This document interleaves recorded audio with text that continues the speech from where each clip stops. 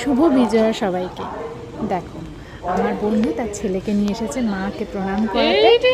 আর এই হলো আমাদের বাড়িতে কাজ করে, সেও এসেছে কিন্তু তার ছেলেকে নিয়ে। কি করতে না দাদা, না, হচ্ছে বড়দেরকে দাদা। প্রণাম করে তুমি যে আশীর্বাদ দেখেছো নিতে। আর এই যে আমার বাবি, আমার বাবি দাদা তো কত বাড়িতে ভালো রয়েছে, বললো, তোমরা বাবির তো সাথে জানো দেখা করবো। ওর অপারেশন হয়েছে। তো যাই হোক, ও শোনো দেখতে আবার। এসেছে।